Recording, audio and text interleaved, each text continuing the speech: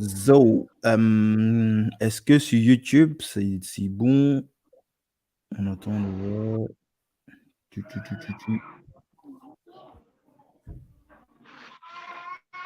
Hey, il y a Marc Agouni qui est là. Hein, Marc Agouni, le gars est déjà en poste.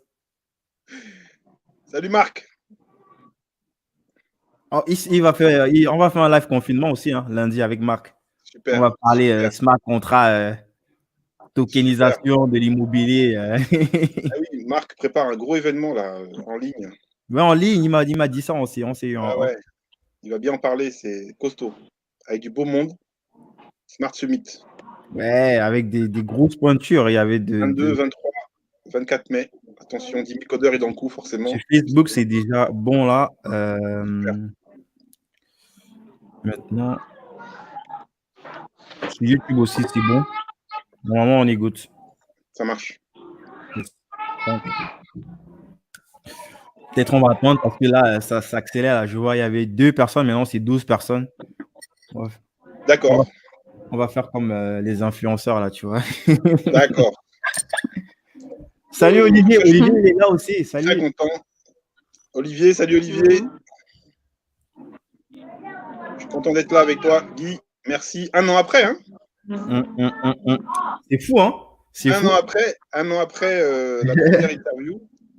Yes. Un an après la rencontre, c'était rapide. Un an après la rencontre, c'était vraiment électrique, quoi. C'était électrique, un petit peu contrôlé dès le départ et après, ouais. c'est parti dans tous les sens. Avec Nelly, voilà, il y avait Nelly, et puis Nelly. c'était parti. Et puis après. Et pour Nelly, c'était drôle, on se connaissait avant, mais sans échanger ensemble. Pour Nelly, je t'avais expliqué en off, non? Pour Nelly, on avait investi ensemble à Vision, et puis j'ai dit, Nelly, qu'est-ce que tu fous à 10 000 $ Trop ouf. Non, super. Okay, et puis je suis très content aussi, donc Merveille, qui va nous raconter un petit peu. Merveille, une super histoire. Oui. Merveille, on a reçu hier la vidéo. 10 000 codeurs va changer ma vie. Oui. Dis-moi, est-ce que tu as préparé un petit doc là avec les liens? Comme ça, à chaque fois qu'on échange, on peut mettre directement dans les commentaires. Ouais, ok. Je veux dire, à chaque fois qu'on évoque un truc, par exemple, le lien de 10 000 codeurs va changer ma vie, le site de 10 000 codeurs, le podcast de 10 000 codeurs. Moi, j'ai quelques éléments là, mais par exemple, le lien, je ne l'ai pas. Ça permet de. Il y a Nabounou qui essaie de me joindre. Nabounou ce serait là, comme on n'a pas encore lancé officiellement, le temps que les gens se connectent. Ok. On peut attendre. Les gens, en attendant, je vois, il y a presque une vingtaine de personnes là. Pourquoi ça lag pas?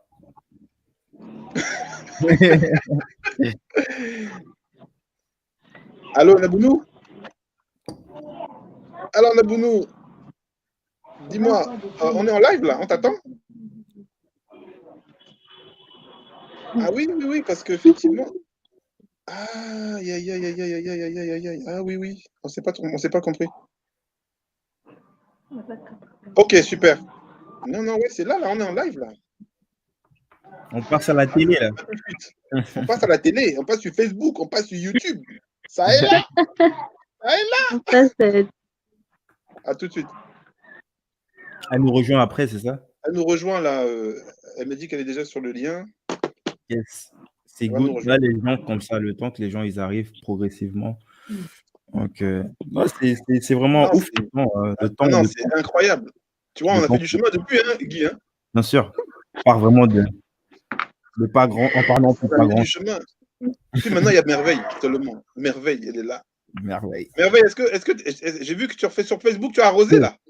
Je crois qu'il y a Naboun là, mais j'arrive pas à rajouter. Parce que je voulais que les gens puissent s'intéresser à 10 000 codeurs et comme je connais aussi plusieurs étudiants comme moi, ils pourraient aussi tenter l'expérience. C'est pourquoi je l'ai partagé sur la page. Non, tu es une meneuse, hein? Tu es une leader. Je pense que Nabounou doit avoir des difficultés. J'ai ici device not connected. Je crois qu'elle doit activer probablement soit son micro, son truc, sa vidéo. Ah, c'est fait. C'est fait. Là, c'est bon. Elle est là. Nabounou est supposée être là. Mais je vois pas sa tête.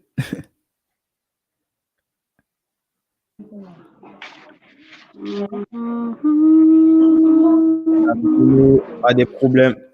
Nabuno a des problèmes. Nabuno a des problèmes.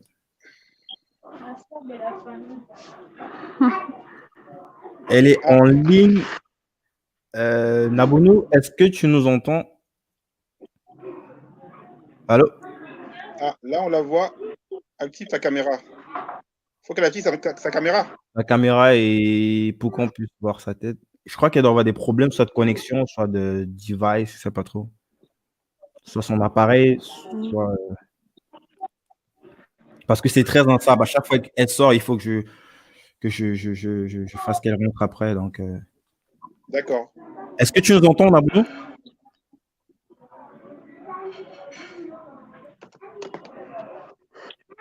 Live freestyle.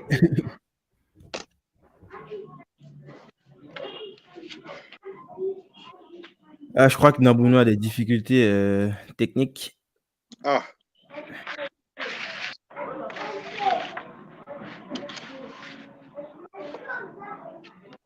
Bon, faut qu'on avance. Hein. Quand elle va pouvoir parler, elle va parler. Donc, elle est toujours dans le live, quoi, en tout cas.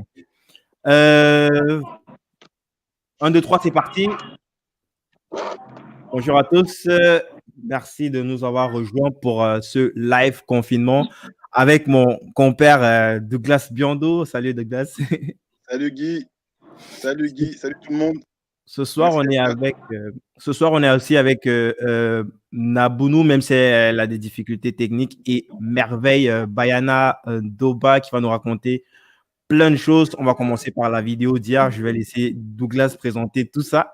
Mais avant tout, Douglas, on va parler de 10 000 codeurs ce soir. Est-ce que tu peux dire déjà c'est quoi 10 000 codeurs pour ceux qui vivent dans une grotte et qui n'ont jamais entendu parler jusqu'ici de 10 000 codeurs? Alors, 10 000 codeurs, c'était un projet.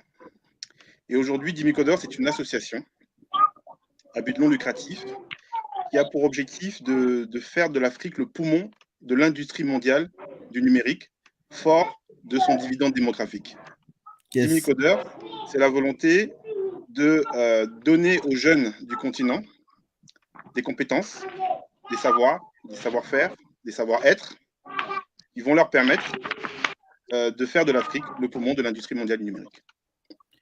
Yes. Douglas, je suis assez content de te recevoir là parce que c'est la deuxième fois. La première fois, ça date déjà d'1 an sur le podcast. Et là, il y a eu plein de choses. Il y a eu beaucoup de choses se sont passées. Il y a eu un nouveau cap, de nouveaux défis, de nouveaux axes. On va justement en parler ce soir. Notre priorité, déjà, ça sera la phase l'émancipation des femmes par le numérique. À l'instar de Nabuno qui nous a rejoint enfin. Salut Nabuno, est-ce que tu nous entends là? Salut, je vous entends. Salut Nabuno. Oui. Excellent. Donc, à l'instar de Nabuno, on va aussi justement revenir sur les témoignages d'anciens bénéficiaires comme Nelima, que j'ai reçu aussi sur le podcast de 10 000 codeurs qui va être publié dans quelques jours. On va aussi parler de notre stratégie de passage à l'échelle, le réseau avec les centres de formation certifiés 10 000 codeurs, notamment au Maroc, en Côte d'Ivoire, Sénégal et plein d'autres pays encore à venir. Oui. Douglas, est-ce que tu pourrais peut-être commencer par présenter Nabuno qui nous a enfin rejoint et nous parler un petit peu de son parcours, de l'histoire un petit peu particulière de Nabuno? Alors, merci Guy. Je voudrais tout d'abord remercier ceux qui sont avec nous, ceux qui nous suivent, ceux qui ont pris le temps d'être avec nous pour avoir de l'information sur 10 000 codeurs. C'est vrai que ce n'est pas souvent que j'ai l'occasion de parler de 10 000 codeurs. Et là, je suis d'autant plus content que ce qui est important pour moi, c'est à travers 2 symboles de la jeunesse, 2 symboles des jeunes femmes dans le numérique, avec Nabuno que nous avons accompagné, qui est un pur produit 10 000 codeurs, et puis Merveille, que nous ne connaissons à peine, mais qui veut, elle, être justement accompagnée. Donc, c'est 2 symboles très forts. J'ai trouvé que c'était une expérience très, très symbolique, et très symbolique aussi de ce que nous voulons faire avec 10 000 codeurs, c'est mettre le numérique au service des femmes. Donc, Nabounou, je suis très content d'être avec toi, très content de te recevoir. Nabounou symbolise aujourd'hui beaucoup de femmes qui sont dans l'ombre, des femmes qui n'ont pas eu l'opportunité ou qui sont dans des régions où aller à l'école pour une femme, c'est pas naturel. Nabounou qui fait preuve d'audace, Nabounou qui fait preuve de détermination et qui, au gré de quelques rencontres sur son chemin, non seulement a acquis un savoir-faire dans un métier porteur, développeur web, mais en plus a eu la confiance d'un dirigeant d'une entreprise canadienne qui lui donne les clés aujourd'hui donc de la filiale ivoirienne. Donc c'est vraiment un symbole tonitruant. Et c'était important pour nous, dans la nouvelle phase de Dimicoder, qui est une phase de passage à l'échelle, de pouvoir inspirer les jeunes, parce que beaucoup de jeunes en Afrique ont beaucoup de questions à poser à Nabounou. Comment tu as fait, Nabounou? Quelle est ton histoire, Nabounou? Quel est ton parcours? Comment tu es devenu développeur? Quel est le rôle qu'a joué Dimicoder? Comment tu es devenu patronne? Parce que maintenant, tu es patronne. Parce qu'il y a beaucoup de jeunes filles qui veulent devenir aussi patronnes. Donc, beaucoup de personnes ont des questions à te poser, Nabounou, et je te remercie d'être là. Je te remercie de jouer le jeu, d'avoir un petit peu cette humilité et d'avoir cette envie chevillée au corps, aussi fort que moi, aussi fort que toutes les personnes de l'équipe Dimicoder, de pouvoir partager ton expérience.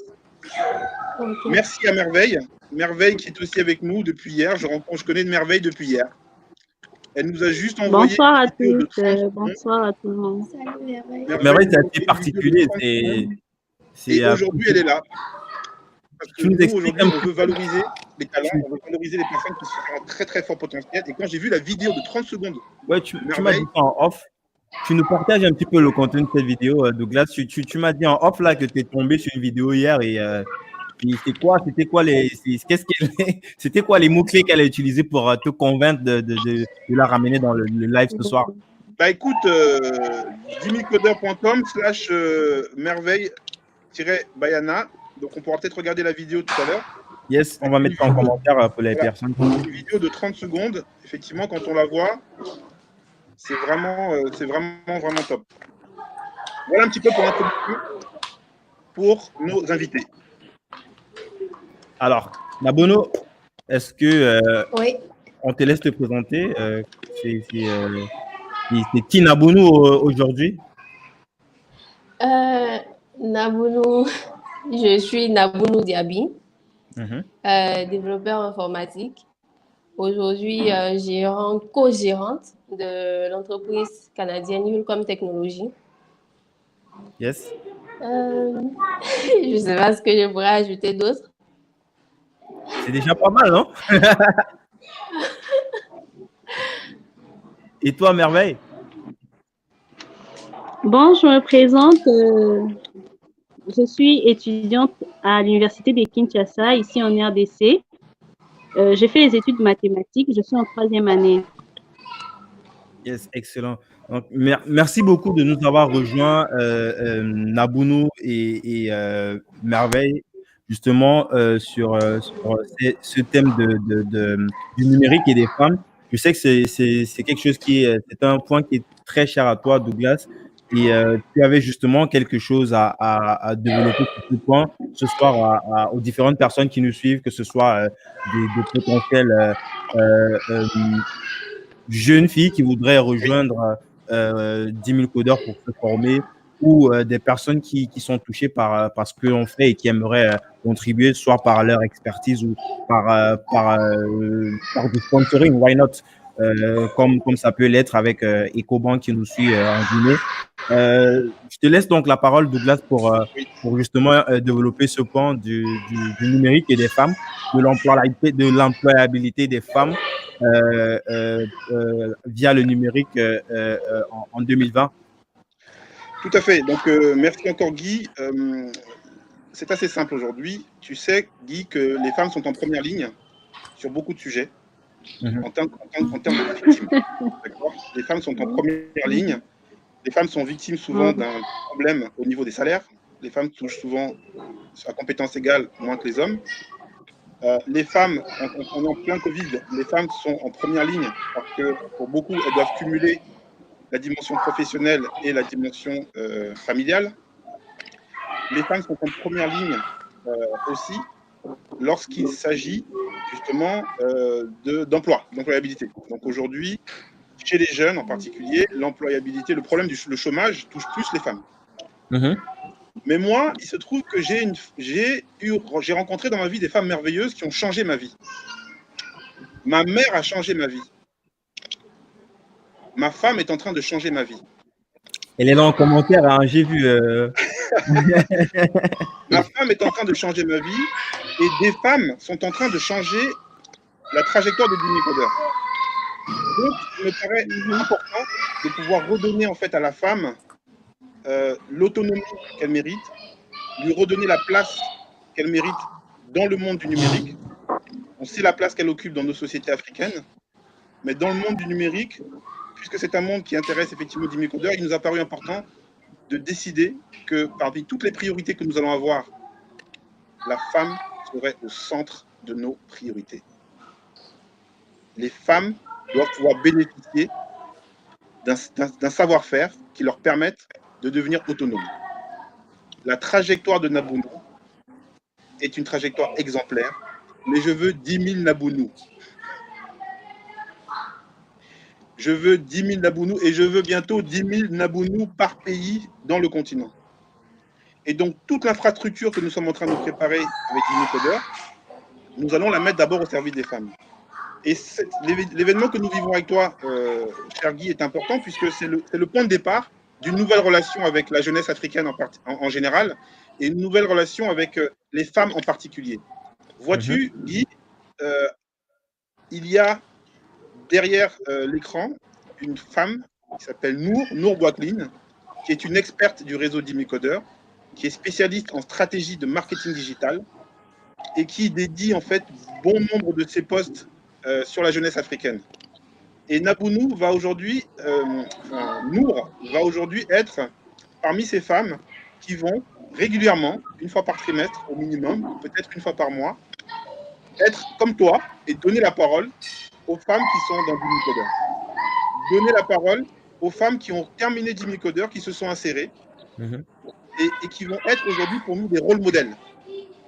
Les jeunes ont besoin de rôles modèles. Les jeunes ont besoin de rêver.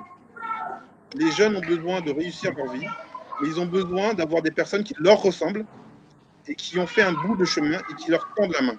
Donc nous, chez Jimmy Coder, comme tu le sais, nous avons un réseau d'experts bienveillants, des personnes qui sont des professionnels avec 10 ans, 15 ans d'expérience et qui aujourd'hui tendent la main parce qu'ils veulent donner un sens à leur vie et ils veulent aujourd'hui partager leurs connaissances avec la jeunesse. Mais il y a des jeunes qui veulent encore qu'il y ait de plus jeunes qu'eux qui soient des relais.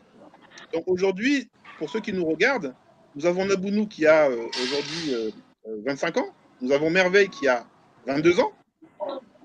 On voit qu'elles sont représentatives de la jeunesse aujourd'hui africaine. Elles sont représentatives de jeunes qui ont envie de réussir par le numérique.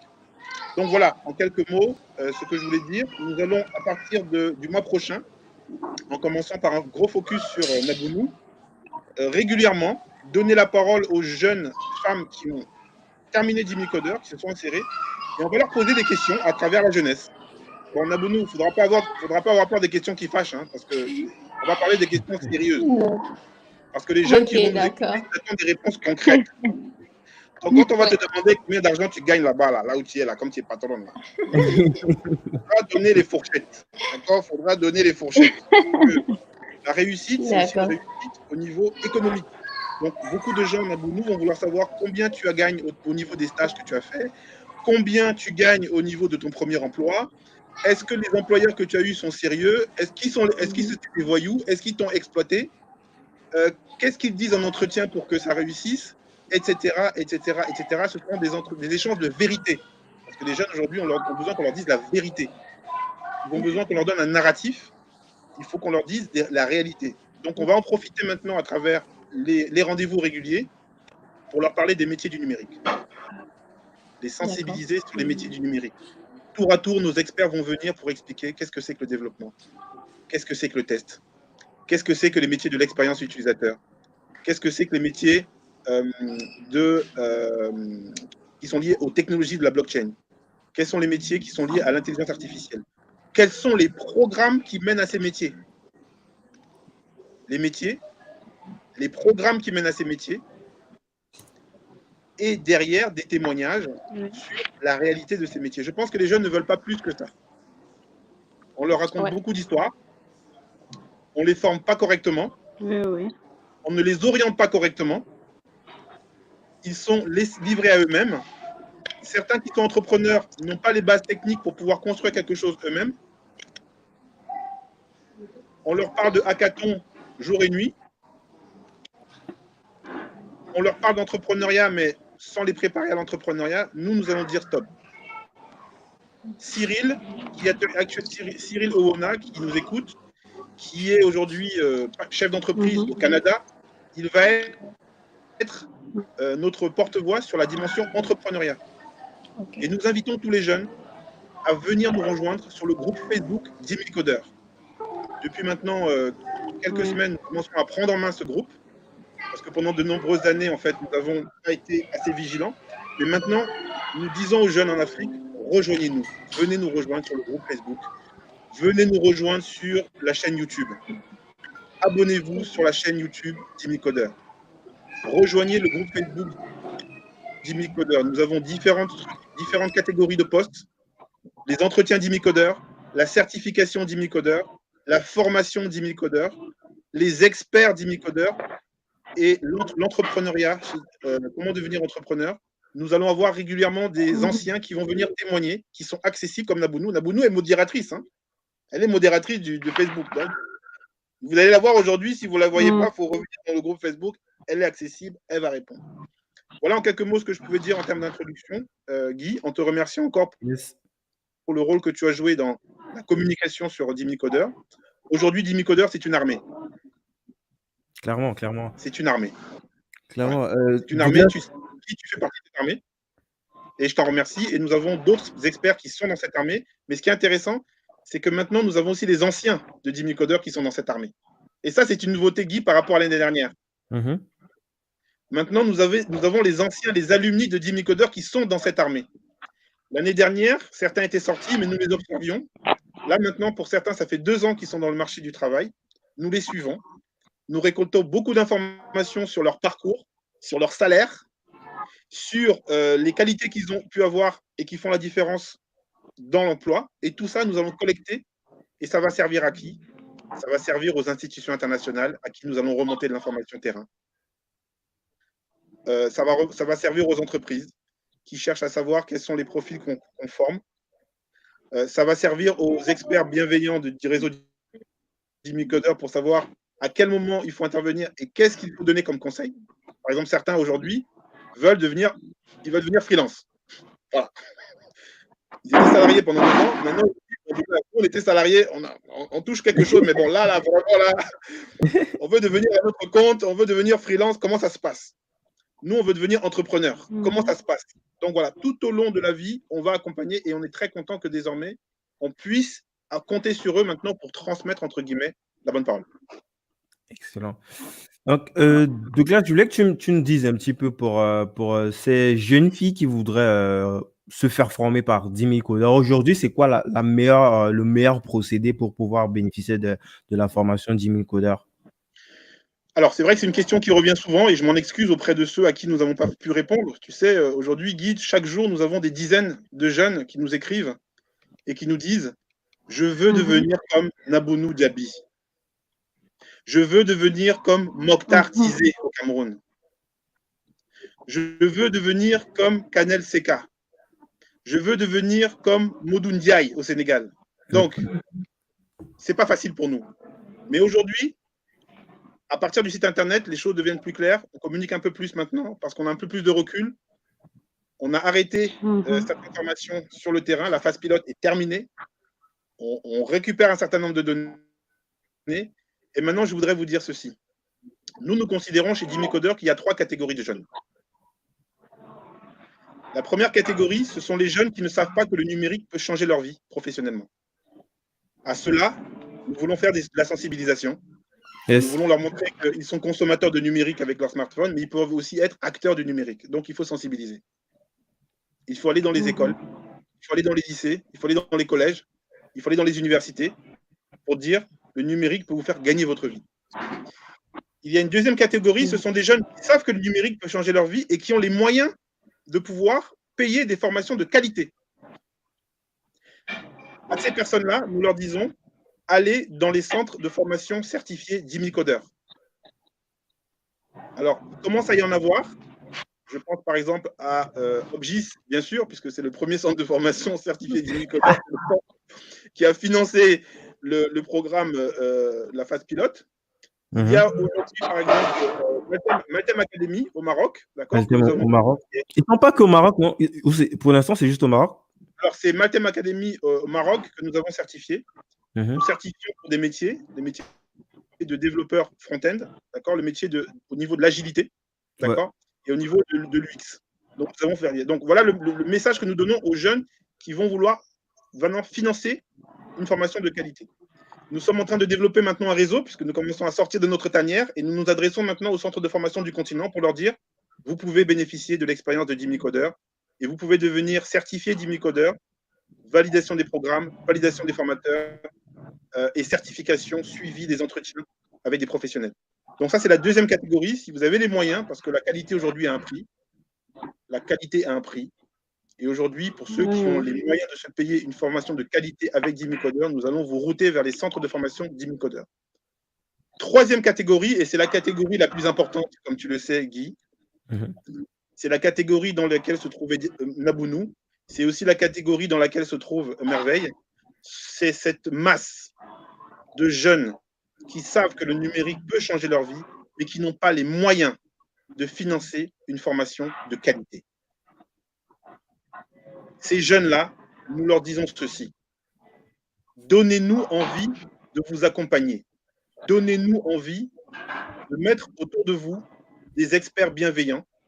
Donnez-nous envie de trouver des financements pour vous.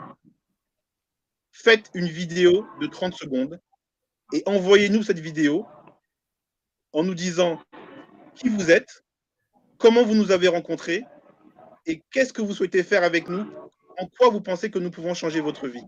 Si vous nous envoyez une vidéo comme celle-ci de 30 secondes, nous allons l'analyser. Si elle n'est pas convaincante, parce que nous nous projetons à la place de futurs recruteurs, si elle n'est pas convaincante, nous allons vous dire la vidéo n'est pas convaincante. Il ne faut pas regarder au plafond.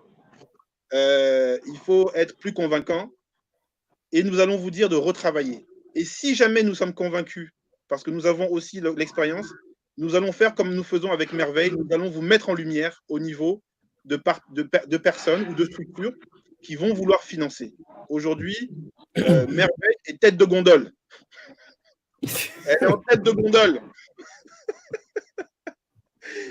Aujourd'hui, tout le monde peut voir la vidéo de Merveille, et aussi bien des particuliers que des professionnels, que des ONG, que des bailleurs de fonds, que des institutions internationales vont pouvoir dire « Moi, je vais sortir 2 000 €, 3 000 € pour donner à Merveille la formation de qualité en Big Data qui va lui permettre d'avoir des compétences et de gagner sa vie. » Aujourd'hui, des millions d'entreprises cherchent des compétences en Big Data.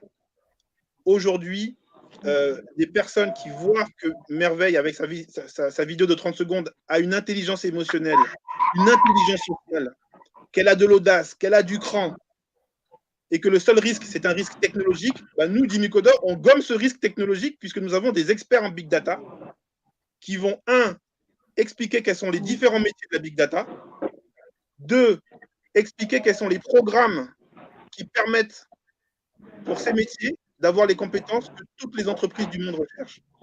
Nous effaçons le risque technologique et donc Merveille se retrouve à avoir des compétences et être prête. Voilà un petit peu ce que nous faisons et voilà ce que nous disons à ces jeunes. Donc, nous demandons aux jeunes aujourd'hui, dans quelle catégorie vous trouvez-vous?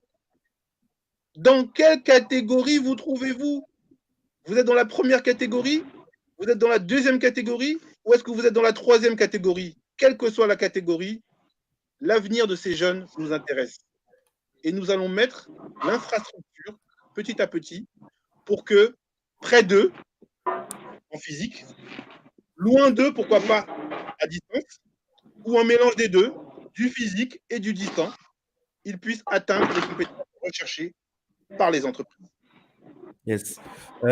Donc, on va mettre déjà le lien de 10 000 codeurs comme énoncé en commentaire. Et j'ai vu qu'il y avait Olivier Bronzini qui est avec nous. Olivier, est-ce que tu peux mettre le lien justement de Maltem en commentaire pour les personnes qui voudraient se rapprocher, ceux qui sont au Maroc, qui sont intéressés, ils vont se rapprocher de Maltem. Je crois que sur Maltem, il y a justement une section dédiée pour 10 000 codeurs. Donc, tu peux balancer le lien en commentaire. Olivier, grosse pointure, Olivier, coach agile, de grand talent, quelqu'un de très pédagogue, quelqu'un qui fait un super travail au Maroc. Et effectivement, nous avons certifié Maltem au Maroc et nous avons constaté le professionnalisme, la pédagogie et l'expertise technique des consultants Maltem sur ces sujets-là.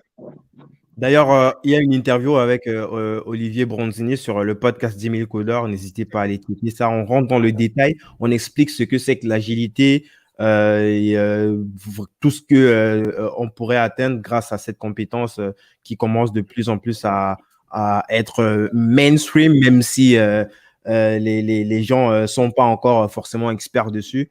Donc, n'hésitez pas à aller checker ça. Pour ce qui concerne justement la troisième catégorie que tu as parlé, Douglas, c'est quoi le meilleur moyen d'envoyer sa vidéo? Je sais qu'il y avait un groupe WhatsApp à un moment, je sais pas, est-ce qu'il y a un canal comme ça centralisé où les jeunes peuvent envoyer leurs vidéos de motivation, de présentation? Alors, que ce soit Merveille ou que ce soit, alors si je prends le cas de la RDC, puisque que ce soit Merveille ou que ce soit Emmanuel Yumba, qui nous ont aussi envoyé sa vidéo, le meilleur canal, ça reste de passer par WeTransfer. Donc, ils font leur vidéo, ils vont sur le site wetransfer.com. C'est un site qui va permettre de télécharger sa vidéo et de nous envoyer par mail à challenge, donc CHA2LENGE, @1000codeurs.com. Nous recevons et nous revenons. Alors, nous revenons dans les meilleurs délais. Je vais le mettre WeTransfer. Je rajoute aussi l'adresse là pour challenge@1000codeurs. Challenge@1000codeurs.com, 10 000 codeurs au pluriel. Et donc, les jeunes, nous recevons aujourd'hui, chaque jour, plusieurs vidéos. On tâche de prendre le temps de les observer. On les partage avec nos experts. Et nos experts qui ont l'habitude du monde de l'entreprise, ils voient, ils anticipent en disant si cette personne a pu faire cette vidéo, on demandera à Merveille combien de prises elle a faites. Est-ce qu'elle a fait 2 prises, 5 prises, 10 prises? On lui demandera. Et si personne est capable de se structurer en faisant 30 secondes une vidéo comme ça précise, avec des objectifs, ça veut dire qu'au niveau risque, ressources humaines, il est limité. Donc, on peut s'engager. On peut demander à Merveille, si tu me permets, Merveille, combien de prises tu as fait pour réussir ta vidéo? Ben, à peu près 3 à 5. Super. Il y avait un montage derrière ou c'était juste un one-shot? Non, c'est un one-shot. Elle a fait un one-shot propre. Il n'y a pas de montage au fait. C'est juste avec la caméra de mon téléphone que j'ai pu faire ça.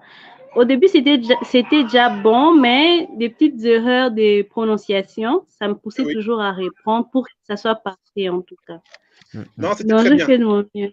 Non, c'était très bien. Et puis, c'est vachement bien parce qu'on voit l'identité culturelle. Parce que à la fin de son témoignage, elle dit dans les numériques. Tu as vu? C'est trop mignon. C'est trop mignon. On voit un décalage culturel comme ça. Tu vois, nous, on va dire le numérique, il dit les numériques, tu vois. Donc, c'est trop mignon, quoi, tu vois. Et ça, c'est vachement bien parce qu'on voit l'identité culturelle aussi des personnes. Et ça, c'est extrêmement important. Tu sais, la culture sur notre continent, on est fiers de notre culture. Et c'est important d'avoir des jeunes qui représentent finalement une culture, qui représentent un pays, qui représentent une façon de penser, qui représentent une façon de s'exprimer. C'est magnifique. Clairement. Donc, Douglas, je ne sais pas si on a encore quelque chose à rajouter par rapport à Merveille et Nabounou avant de finir avec le dernier point qui concerne les ce que j'aimerais bien, c'est que moi, j'ai une question à leur poser. c'est Oh, il y a justement. Nabono qui a sauté là. Alors moi, j'ai une question à poser. C'est pour Merveille en particulier, qu'est-ce que ça fait comme ça en 24 heures d'être identifié par des professionnels comme étant une personne à potentiel? Nabono, je ne sais pas si tu as écouté la question. Ton micro. Allô? Tu nous entends toujours, Nabono? Oh, je crois qu'elle a un souci de micro là. Non, mais peut-être pour Merveille. Ok, Merveille, peut-être tu peux commencer à répondre à la question en attendant que Nabono règle le problème du micro. Voilà, qu'est-ce que ça t'a fait, Merveille, d'être identifié comme quelqu'un à potentiel et comment tu te projettes maintenant dans l'avenir? Même si, bon, la formation n'a pas encore eu lieu, hein. Nous, maintenant, on va chercher l'argent pour toi, hein, Merveille. Nous, maintenant, on ne sait pas comme ça qu'on va avoir l'argent. Il faut bien savoir que nous, on ne s'engage pas sur un délai. Nous, on met en tête de gondole et puis les gens, ils voient. Est-ce qu'on met une cagnotte? On ne sait pas encore. Est-ce que... Voilà. En tout cas, c'est ce qu'on fait et c'est ce qu'on a fait, par exemple, avec EcoBank aussi. En Guinée, ça a fonctionné. Oui. Et donc, Merveille, qu'est-ce que ça te fait? Oui, oui. Oui, en 24 heures seulement, en tout cas, ça me donne de l'espoir. Ça me donne de l'espoir, en tout cas, de voir que avec un simple clic seulement, j'ai fait la vidéo et tout, et ça promet quand même. Je me dis que d'ici là, je pourrais quand même réaliser mes rêves. C'est lui de suivre une formation de qualité, parce que avant c'était flou, mais là, je peux voir la lumière, en tout cas, au bout du tunnel. Je sais que ça va marcher. Super, super. Non, mais si en plus d'autres personnes ont eu comme moi, qui sont des professionnels, ont eu cette impression-là, je pense qu'on va trouver l'argent rapidement. J'en profite, si tu peux, de saluer plusieurs personnes qui nous suivent, des anciens de Jimmy Coder. Il y a Kevin, d'accord, qui est là. Il y a, donc il y a Stéphane Oba, qui est un expert de Jimmy Coder. Il y a Marc tout à l'heure, qui est la réunion. Voilà, c'est vraiment des personnes qui nous suivent depuis plusieurs mois, plusieurs années, et qui savent un petit peu dans quelle dynamique on est et qui vraiment apportent leur pierre à l'édifice. Il y a un Nabono qui a encore sauté là. On peut peut-être faire si tu permets, Guy, avant qu'on enchaîne. Merveille, est-ce qu'autour de toi, tu as d'autres personnes qui ont ton potentiel? Est-ce qu'il y a dans ta classe, est-ce que tu as des amis IES qui ont aussi ta filière mathématique, qui ont aussi envie de faire du big data? Et je voudrais que tu me donnes aussi un retour sur justement l'enseignement que tu as reçu et quelles sont tes perspectives par rapport à ça. Oui, dans mon auditoire notamment, il y a aussi des collègues aussi qui sont intéressés par les big data. Et je crois que cette envie nous est venue du cours de statistiques parce que ça va bien avec les données, le cours des statistiques, oui. Et puis, je compte vraiment sensibiliser plus de mon côté les jeunes filles de mon auditoire. Vous savez, moi, je fais les mathématiques et dans mon auditoire, il y a plus d'hommes que des femmes. Imaginez-vous, dans mon auditoire, il n'y a que 2 femmes qui font le mathématique et le reste, ce ne sont que des hommes. Donc, nous sommes au total une vingtaine d'étudiants dans mon auditoire.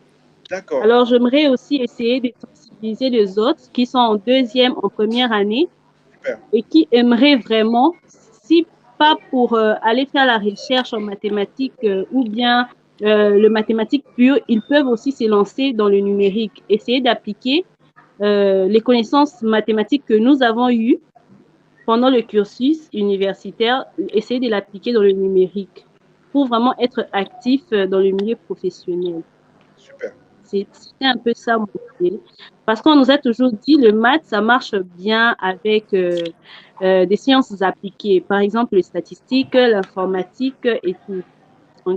L'économie et tout ça. Donc, moi, je préfère le numérique parce que vraiment, c'est dans le sens. Comment je peux dire? Je rêve toujours d'être ingénieur dans le numérique. Alors, je me suis dit, comme je fais les mathématiques, cela ne va pas quand même me distraire, mais je veux au moins ajouter de la valeur à mes compétences mathématiques, essayer de faire avec quelque chose. Super. Et Nabounou, peut-être, je ne sais pas si Nabounou nous entend maintenant. Est-ce que ton micro, c'est bon? Oui, je vous entends. Alors, vous m'entendez? Oui, là, on t'entend. Est-ce que tu peux prendre le relais de Merveille? Qu'est-ce que ça t'inspire, ce qu'elle dit? Et comment ça s'est passé pour toi? Parce que toi aussi, tu es une scientifique, hein? Oui, j'ai fait les maths info aussi. Oui, tu as fait, vous toutes les deux, là, vous avez fait mathématiques et informatique. C'est très intéressant, parce que là, il y a un témoignage pour dire que vous n'étiez pas assez nombreux en tant que femme. Et toi, Naboudou, par rapport à ça, quel est ton témoignage? Les femmes scientifiques, parce qu'il y a aussi des femmes scientifiques. Oui. Moi, après le bac, je ne savais pas en tout cas qu'est-ce que j'allais faire. Je savais juste que j'étais bonne en sciences. C'est tout ce que je savais. Donc, qu'est-ce que tu allais faire? Je ne savais même pas ce qui se passait exactement. Du coup, j'ai choisi les maths info. Et maths info, quand tel que je l'ai déclaré, j'étais vraiment très bonne en mathématiques. Mais bon, pas défi, je suis venue au numérique et puis j'ai vraiment aimé en fait ce domaine-là, je l'ai épousé. Donc, je ne regrette pas du tout. Donc, c'est vrai que ça a été difficile à l'université. Faute de moyens, il y a eu beaucoup de problèmes. Je suis allée jusqu'à la licence, je ne l'ai pas terminée. Oui. Du coup, je peux dire en termes de formation, je me suis arrêtée à 10 000 codeurs. 10 000 codeurs et puis tout ce que j'ai eu à apprendre un peu sur le net, gratuitement et tout ça. C'est comme ça que moi, j'ai fait ma formation en fait. Du coup, je veux dire, en fait, c'est moi, de mon côté, ce que je fais le plus, c'est de sensibiliser, en fait, les jeunes pour leur dire qu'il n'y a rien d'impossible. Tout n'est pas forcément une question d'argent. La preuve, c'est que Douglas donne la possibilité, 3 catégories de personnes. Il y a des personnes qui sont dans mon cas. Moi, par exemple, je n'ai pas fait de vidéo envoyée à Douglas, mais j'ai passé un entretien. On était nombreux pour avoir cette place-là, en fait, pour 10 000 codeurs. J'ai été sélectionnée par la French Tech Abidjan. Du coup, c'est moi qui ai été sélectionnée. Et là, à ce moment-là, je ne savais non plus pas comment développer et tout ça, en fait. Mais je traînais, en fait, avec les développeurs. Quand quelque chose m'intéresse, je ne me lance pas dans le fait de dire que c'est difficile, c'est impossible. Parce qu'en fait, le plus difficile dans le numérique, c'est que c'est l'étiquette qu'on colle aux femmes, en fait. Quand tu as quelque part, c'est l'étiquette qu'on nous colle en fait. C'est trop compliqué, peut-être à la rigueur, va être community manager, tout ça. Moi, c'est exactement ce que je ne voulais pas en fait, être community manager. Voilà. Généralement, on nous dit développement, c'est compliqué, tu veux faire ceci, tu veux faire cela. En tout cas, moi, je traînais toujours avec les garçons qui développaient. Du coup, ce que tu sais là, je suis derrière toi jusqu'à ce que tu me montres. C'est comme ça en fait que pour moi, c'est parti. C'est comme ça que je suis partie. Voilà. Non, mais c'est super, c'est super. Tu vois, Guy, en fait, Nabounou est une femme très audacieuse. Elle est très audacieuse, elle a un tempérament assez fort. Toi, tu la vois comme ça, elle sourit, mais tu vois, quand tu... Ouais, mais on a fait une interview ensemble. En plus, voilà, je vivement parce que c'était ouf cette interview. C'était incroyable. Moi, j'ai été scotché. En tout cas, je m'attendais pas. Je m'attendais plus ou moins, mais pas à ce niveau de force là. Je sais qu'il y a une anecdote que tu as racontée, même par rapport à ta mère quand tu as commencé à suivre les cours. Oui. Tu n'étais même pas au courant. Pourtant, parce que c'est pas commun. Tu vois, il y a des zones où c'est pas les gens ne comprennent pas ça ici parce qu'ils sont pas habitués. Ils n'ont pas le contexte en fait de la zone. C'est pas quelqu'un une femme qui a du bac et qui veut que c'est pas là-bas, c'est pas logique, ça n'a pas de sens quoi. Ouais. Les gens ils s'attendent pas à ça. Et moi je trouve que vachement elle a beaucoup d'audace, elle a beaucoup de détermination. Et en fait je pense que ça fait partie des qualités qu'il faut qu'on insuffle un petit peu à la jeunesse et aux jeunes femmes en particulier. En fait, le truc, c'est que je n'aime pas, en fait, quand on me dit, quand tu me démontes, en fait, quand j'ai quelque chose, en fait. Parce que déjà, la preuve, quand j'ai fait la première entretien avec Douglas a dit, bon, t'as pas le niveau, il faut attendre. Pour moi, en fait, c'est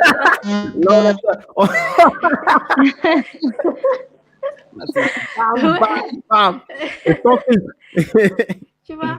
Mais bon, pour moi, en fait, ça voulait pas dire que j'étais pas bonne. Parce qu'en fait, là, je dis que dans tous les cas... On coupe le live. Douglas va m'accepter. Et Douglas a fini par m'accepter, en fait. J'ai poursuivi un de mes amis comme ça pour se débarrasser de moi. Il m'a envoyé au Baby Lab. Mais il ne sait pas qu'en fait, c'est une bénédiction qu'il avait faite pour moi. Parce que c'est là, en fait, que pour moi a commencé. Effectivement, je me rappelle, tu as raconté ça, justement. Il pensait que, bon, là, elle va arrêter de nous faire ici. Pourtant, c'est là-bas que le nez de la guerre, là-bas. Ouais. Oui. Donc, je ne me limite pas au nom. Est-ce que tu as 2 conseils à donner, Nabounou? Parce que ces moments-là, c'est des moments aussi de conseils. Qu'est-ce que tu conseilles à une fille qui aujourd'hui veut réussir dans le numérique? Qu'est-ce que tu lui conseilles? Ce que je peux conseiller en premier, c'est de ne pas écouter l'étiquette qu'on nous donne en disant que c'est pas quelque chose pour toi, c'est trop difficile. Ce que tu n'as pas essayé, ne dis pas que c'est difficile. Maintenant aussi, ne te laisse pas démonter juste parce que les gens disent que c'est comme ça. Essaie toi-même. Si au moins tu auras essayé, même si ça n'a pas marché, tu n'auras pas de regrets. Super. Donc, quel que soit le domaine, ça, il faut le faire. Super. Maintenant, deuxième point, quand tu crois vraiment à quelque chose, vas-y. Si ça n'a pas marché, ça n'a pas marché. Tu n'auras pas de regrets, en fait. Mais tu auras au moins le mérite d'avoir essayé. Mais si tu arrêtes parce que quelqu'un t'a dit que c'était difficile, tu ne sauras jamais si tu pouvais réussir ou pas. Super. Excellent. Tu vois, Guy, les jeunes ont besoin d'entendre ça. Là, c'est vraiment fort. De la bouche de jeunes. Oui. Ils ont besoin de l'entendre de la bouche de jeunes, et en plus de jeunes qui sont en train de percer. Parce que je t'assure que Nabounou que tu vois là, dans 5 ans, dans 10 ans, c'est autre chose. Hein. Non, 5 ans, tu es trop loin. Même l'interview que tu donnes là, ça va pas être facile après. Hein. Il faut actualiser le truc, franchement. Il faut actualiser. Mon interview est déjà datée. Le podcast est déjà daté. Voilà, donc il faut un nouveau narratif. Il faut qu'on raconte une nouvelle histoire aux jeunes.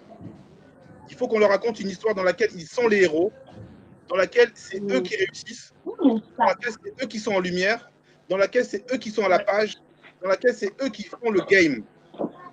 Et aujourd'hui, c'est 60% de personnes en Afrique, c'est des jeunes. Mais on ne les valorise pas assez. Regarde Guy, toi-même. Les différentes émissions où on parle du Covid actuellement. On parle du Covid entre adultes. Bon, ouais, c'est votre réunion là-bas. Alors qu'aujourd'hui, il faut mettre Merveille dans le coup, la mathématicienne qui, avec les classes de data, va essayer de repérer les données. Voilà, etc. Quels sont les cas de Covid? Quelles sont les statistiques? Comment ça se passe? Comment est-ce qu'on peut gérer, etc. On met Naboudou, hein, la patronne, en disant que voilà, aussi c'est elle peut-être même qui va financer telle opération pour que Merveille fasse une étude. Donc il faut mettre au centre du jeu. Il faut les mettre au centre du jeu. Et nous, désormais, on les met au centre du jeu. Et d'ailleurs, tu sais, parce que je commence à voir quelques demandes d'interviews par-ci par-là, ou aller dans les événements. Moi, j'en profite pour dire que si les événements m'invitent quelque part en Afrique, il faut savoir qu'ils vont payer le billet aussi de quelqu'un de 10 000 codeurs. Hein. Non, mais c'est logique, c'est la base. C'est la base. Il y a un staff derrière. J'emmène Nabounou avec moi. On m'invite, j'emmène Farouk avec moi. J'emmène Augustin avec moi. J'emmène Hassan avec moi. Parce qu'aujourd'hui, ce sont les jeunes qui vont faire l'avenir du continent. C'est extrêmement, extrêmement important. Non.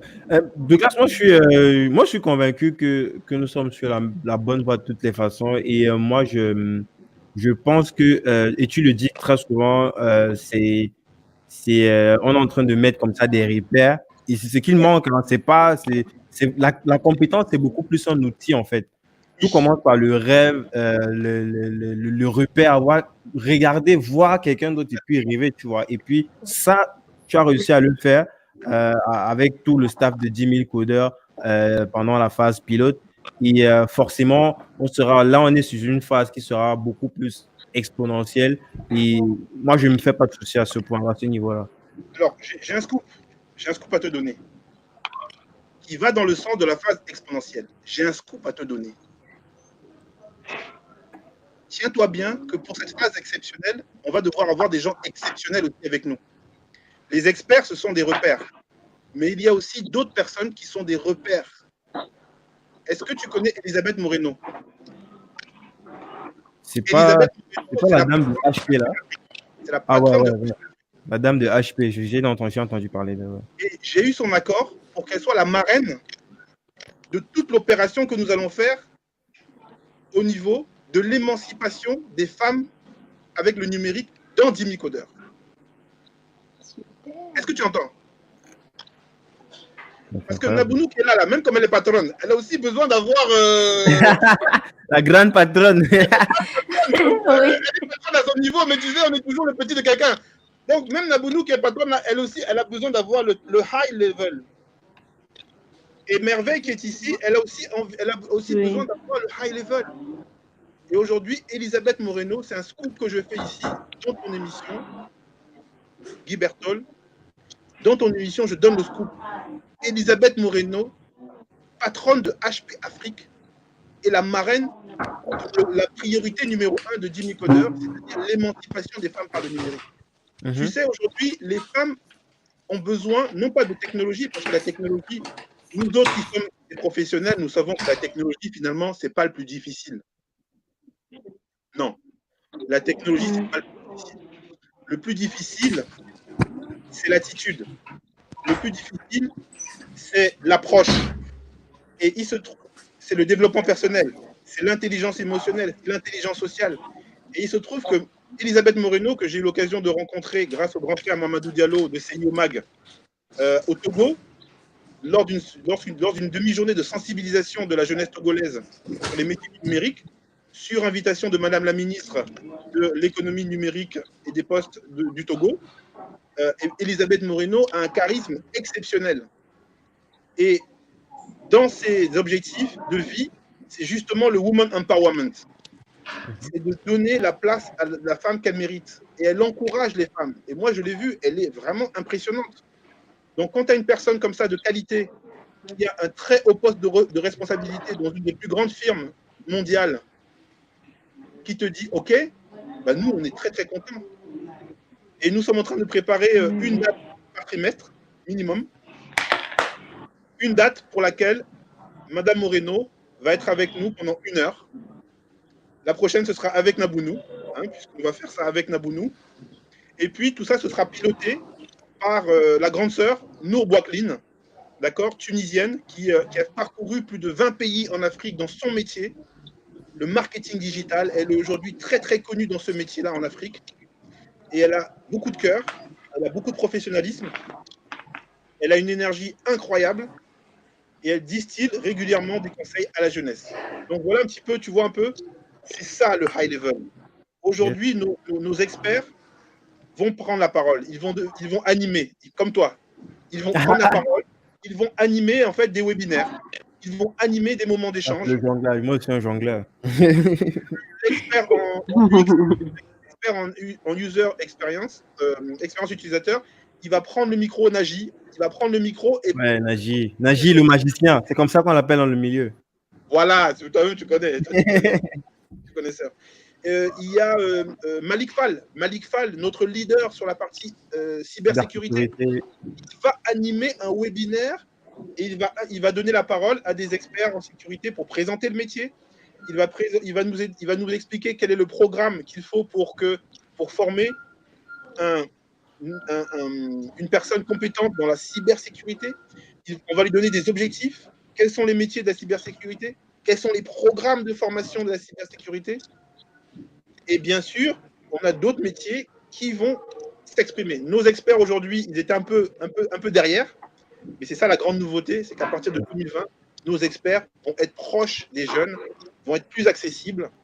Ils sont avec nous dans les groupes de travail et ils vont aujourd'hui être vraiment ceux qui vont valoriser les jeunes qui réussissent et donner de l'espoir aux jeunes qui veulent aujourd'hui s'en sortir. Donc voilà le scoop, hein. Elisabeth Moreno. On l'a eu en live. Question pour Elisabeth Moreno. J'ai hâte de la rencontrer. Ah oui, Elisabeth Moreno, je l'ai eue au téléphone. Elle a pris la peine entre 10 rendez-vous de me valider. 1 heure, 1 heure par trimestre de son temps pour Jimmy Coder, pour inspirer devant, je l'espère, de nombreuses jeunes femmes qui vont enfin avoir des repères devant eux. Exactement. Excellent. Douglas, merci pour toute cette précision et pour ce coup, surtout. Je crois que là, on va libérer peut-être Nabounou et Merveille. Merci pour votre temps, pour ce que vous avez partagé, Nabounou, pour ton parcours incroyable. Merveille pour ta vidéo de ouf. Ça fait le potentiel extraordinaire. Merci. L'argent, on va te dire.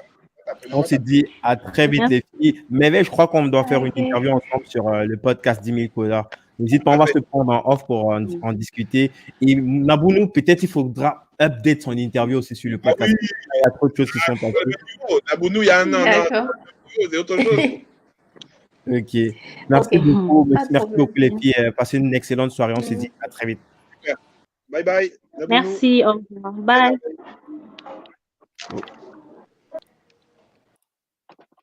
Yo. Là, on est good. C'est bizarre quand même. Là, il y a 22 personnes là et il y a à peine 6 likes. C'est bizarre quand même. Je sais pas. Ah non, ça, c'est pas normal. Pardon pour liker. C'est nous qui. Ou c'est nous. C'est nous qui est en ligne. Ouais. Ouh là là. Ousseynou Sen, formateur star de 10 000 codeurs. Ouais. Sénégal. De la première. Non, la deuxième génération. C'est le pionnier. Ah, mais c'est la première génération. En fait, Ousseynou. C'est Serge qui est de la deuxième génération, si je ne me trompe pas. Pardon? Serge, si je ne me trompe pas. Ah oui, non, en fait, Serge, c'est le pionnier en Côte d'Ivoire. En Côte d'Ivoire, ok. Le premier formateur en Côte d'Ivoire. Je le salue d'ailleurs, Serge Commis Innocent. Premier formateur en Côte d'Ivoire. Et Ousseynou, premier formateur au Sénégal. Vraiment, c'est des personnes. Oui, c'est son histoire aussi. En fait, ils ont tous des histoires. C'est impressionnant, quoi. Tu vois, le mec, il a touché son premier ordinateur. Il m'a dit que c'était peut-être sa première année d'université. Il n'avait jamais touché. Et il est aujourd'hui formateur. Bah, même s'il bosse en entreprise, il a été formateur de ces jeunes sur ces métiers de dev. Il est incroyable, Ousseynou. Il est d'une humilité extraordinaire. Je pense que tous ceux qui nous écoutent et qui étaient au Sénégal, qui ont fait 10 000 codeurs, ils le savent. Il a une force de travail impressionnante. Et il est généreux.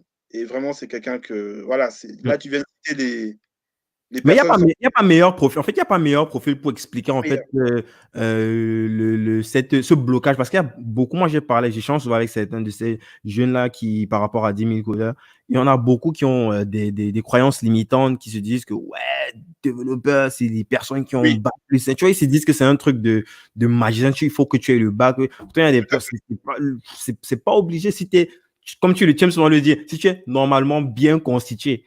Bien câblé. Non, mais effectivement, il faut avoir la pédagogie. C'est pour cette raison que nous, parmi les priorités, il y a effectivement l'émancipation des femmes par le numérique, mais il y a une deuxième grosse priorité, c'est développer, en fait, faire des formations de formateurs. Il faut former des formateurs. On l'a fait dans la phase pilote, mais il faut le faire, il faut le multiplier par X. Aujourd'hui, les ambitions qu'on a sur 10 000 codeurs, j'en profite, c'est 35 pays. 35 pays, 500 formateurs. Yes.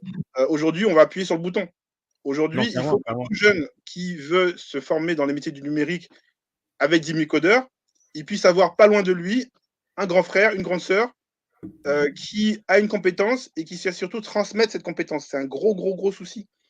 Et d'ailleurs, d'autres centres de formation aujourd'hui, c'est ce qu'ils cherchent. Ils cherchent des formateurs. Mais il n'y en a pas assez. Donc, il faut les former, il faut en former. Il faut prendre des personnes qui, comme nous, ont une expertise et qui nous disent, écoutez, moi, j'ai une expertise, mais je ne sais pas former. Donc, apprenez-moi à former. Donc, ce sont des trucs qu'on peut rapidement, en quelques semaines, tu es au taquet. Il me l'a dit que tu étais venu là, puis tu devais reprendre c'était 1 ou 2 semaines après, tu avais ton avion en retour. Tu dis, hey, les mecs, tu as donné tout ce que tu avais besoin d'émettre. Et tu pars, tu me laisses.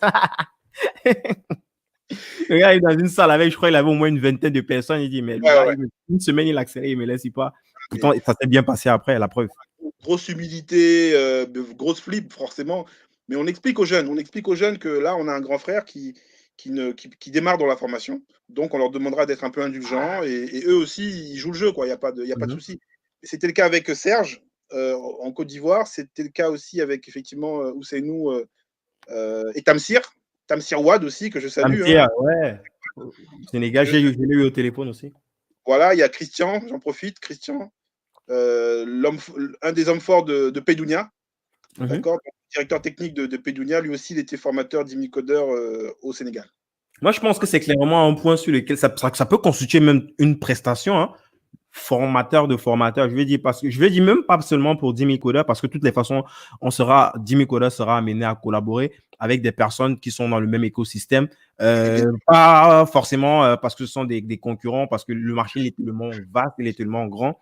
Mais formateur de formateur, c'est quelque chose qui peut clairement être game changer dans cet écosystème-là, quoi. Alors, là, tu me tends une perche, Guy, parce que tu me donnes l'occasion de parler de notre modèle industriel. Yes.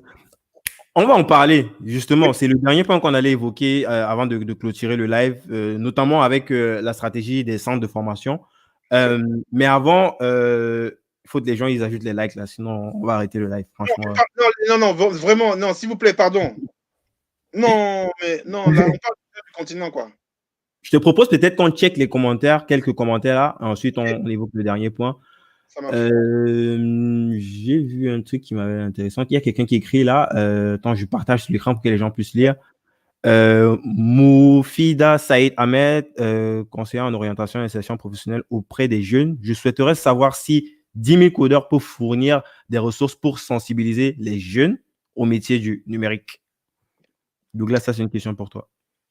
Alors, le meilleur outil qu'on peut proposer aux jeunes pour se sensibiliser, c'est qu'ils suivent les futurs webinaires, les moments de partage qui seront dispensés par les experts d'Imicodeur sur la chaîne YouTube d'Imicodeur. Donc, à partir de la chaîne YouTube d'Imicodeur, on va avoir des moments privilégiés pendant lesquels les experts d'Imicodeur vont présenter les métiers. Ils vont présenter aussi les débouchés de ces métiers. D'accord? C'est-à-dire combien on gagne. Parce que c'est ça qu'ils veulent entendre les jeunes. C'est ça le nerf de la guerre. C'est ça le nerf de la guerre. Quand Moufida demande effectivement des ressources pour sensibiliser les jeunes, cher Moufida, les jeunes, ce qu'ils veulent savoir, c'est combien ça va leur rapporter cette histoire. Ok, je mets le lien de la chaîne YouTube en commentaire. Comme ça, vous pouvez vous abonner déjà en avance. Et au moment où ces vidéos seront disponibles, en activant la cloche de notification, vous allez recevoir l'info pour aller checker un petit peu. Moi, je te donne un exemple, une anecdote. Nous, on était au Togo. On était au Togo devant, avec d'ailleurs Elisabeth Moreno. On était au Togo et la première question que j'ai posée aux Togolais, c'est « Vous voulez gagner combien ?» Tu vois, non? La question, elle est compliquée. Hein? Vous voulez gagner combien? Je leur ai demandé qu'est-ce qu'il faut au Togo si on est célibataire pour vivre décemment? Et qu'est-ce qu'il faut au Togo si on est, en couple avec un enfant ou deux pour vivre décemment? Donc forcément, c'est toujours marrant parce qu'il y a le gars qui te dit, bon, tu vois, qui est modeste, tu vois, qui coule, quoi. Tu vois, même un studio, ça lui va. Donc, il va te dire que, bon, avec 150 000, donc dès que le gars il dit, oh, dans la salle, les gens disent, oh, voilà. Donc, les gens commencent à te sortir des 300 000, des 400, 500 000, 800 000. Et puis, voilà, tu engages la discussion. Et tu leur dis, voilà ce qu'il faut, voilà le prix à payer maintenant pour avoir les moyens de vos ambitions. Complètement. Il va falloir avoir une attitude professionnelle, il va falloir toujours se remettre en question, etc. etc. Donc, on s'installe dans une discussion, finalement, où, quand même, on parle d'argent, quoi. Clairement, donc, clairement. Les fameuses ressources pour sensibiliser, ce n'est pas des ressources où ils vont s'auto-former, hein. Non, c'est des ressources, du concret, avec des professionnels qui leur disent, écoute, voilà, si tu es développeur junior dans tel pays, tu vas gagner tant. 2 ans après, tu peux prétendre tant. 5 ans après, tu peux prétendre tant. Et au bout de 10 ans, tu peux évoluer ta carrière en étant tel poste, etc. Parce que c'est ça qui est important. Yes. C'est pour ça que dans Dimicodeur, on communique souvent sur une pyramide. La pyramide Dimicodeur, ce n'est pas une pyramide pour dire qu'il y a le boss là-haut et puis en bas, il y a les autres. Non, c'est une pyramide pour commencer par un métier, ensuite changer de métier, faire évoluer le métier, et on peut devenir salarié au départ, et après, on peut devenir freelance, et après, on peut devenir le boss, mais en ayant effectivement eu un parcours avec plusieurs métiers, et donc plusieurs éléments de salaire. Et c'est ça qui est intéressant. C'est ça qu'ils veulent entendre les jeunes. Et on a les datas, hein, ce n'est pas quelque chose qu'on dit par hasard. On a les datas, ceux qui, depuis 2015, qui ont commencé. Tu as même dit, tu as un peu teasé ça. Tu disais, il a dit, mais ton machin d'employé, là, ça fait déjà 2 ans. Moi, je vais être freelance maintenant. Et tu vois, moi, je te donne une info. En Côte d'Ivoire, par exemple, parce que c'est en Côte d'Ivoire qu'on a eu le plus de personnes formées, En Côte d'Ivoire, aujourd'hui, ceux qui ont fini en 2018, on les interroge en 2020, mais les gars nous disent quoi? Bon, les gars nous disent, écoute, Douglas, merci pour 10 000 codeurs. Bon, des fois, c'est moi qui vais les chercher. Hein, tu vois. Déjà ils ont eu leur petit pactole, ils m'ont oublié. Hein. Déjà, ils ont oublié. déjà c'est moi qui revers les voir en disant, mais les gars, comment ça se passe? On aimerait bien avoir de la data. Ah oui, grand Douglas, oui, merci, non, vraiment, 10 000 codeurs, c'est vraiment très intéressant. Bon, maintenant, je leur dis, bon, vous gagnez combien? Bon, on a un petit 200 000, petit 300 000, 400 000.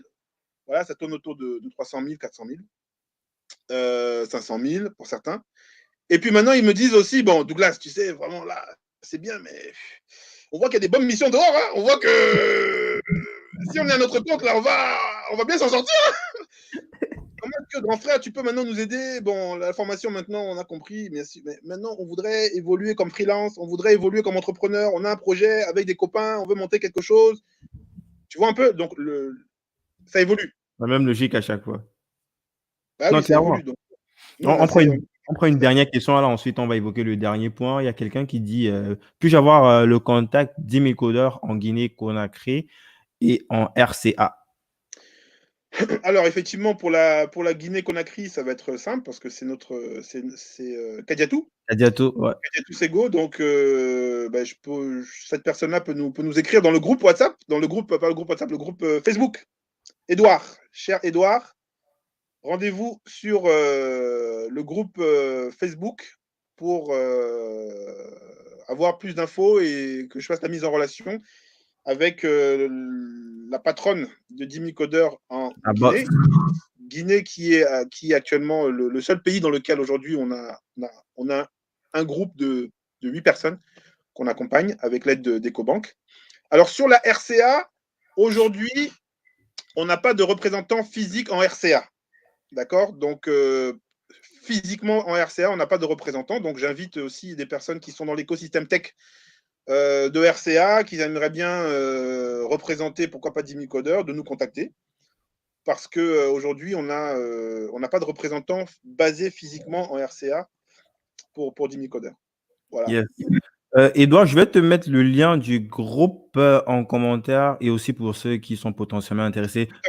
De toutes les façons, pour tout ce qui a, si n'importe quelle question afférente, tout ce que vous avez comme problématique, comme question et tout, on a une armée d'au moins 5 personnes dans le groupe Facebook qui vont répondre ou qui vont faire remonter la question si jamais ils n'ont pas de réponse directe. Donc, je vous mets ça dans le chat là. J'en profite pour remercier, pendant que tu mets l'information dans le chat, je remercie justement les anciens 10 000 codeurs, comme Nabounou, comme Augustin de Togo, comme Philémon, comme Hassan de Côte d'Ivoire, qui prennent du temps, comme Mokhtar aussi du Cameroun, qui prennent du temps maintenant pour la jeunesse. On appelle ça le give back.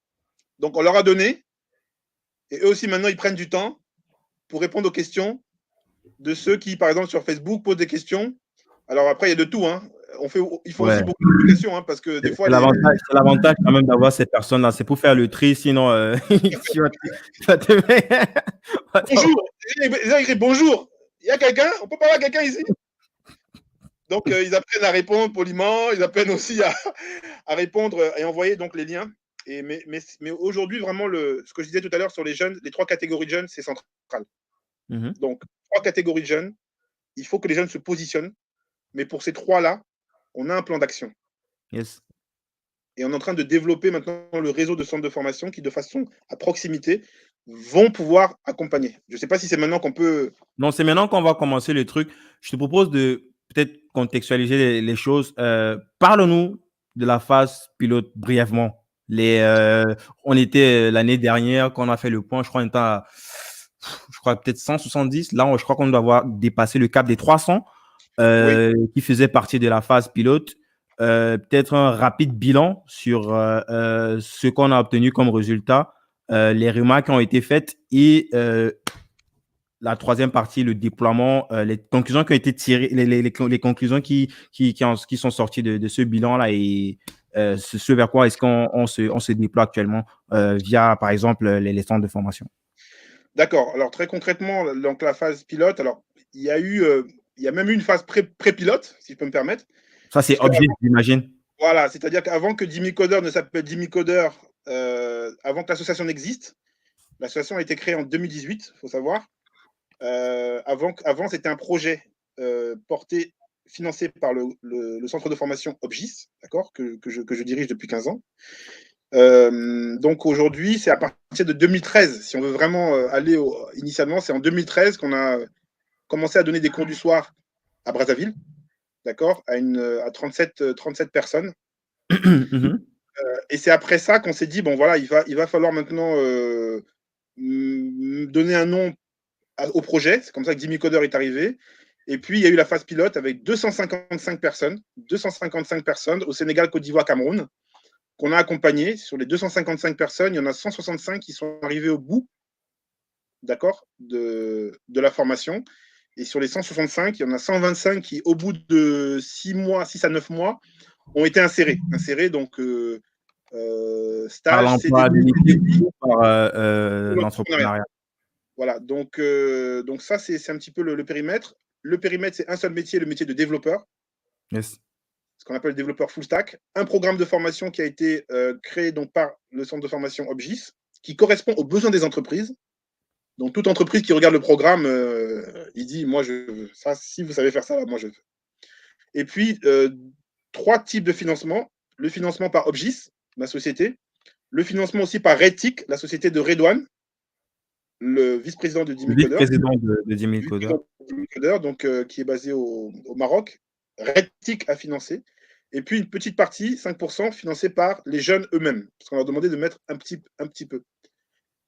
Les résultats, donc, voilà, en termes d'insertion. Je vais couper parce que les gens ils vont croire que c'est. Quand tu dis un petit peu, tu peux préciser parce qu'on parle de formations qui vont jusqu'à 3 000, voire plus, $3 000, voire plus, si je ne me trompe pas. Et quand tu dis un petit peu, tu peux préciser. Ouais, clairement, une formation développeur.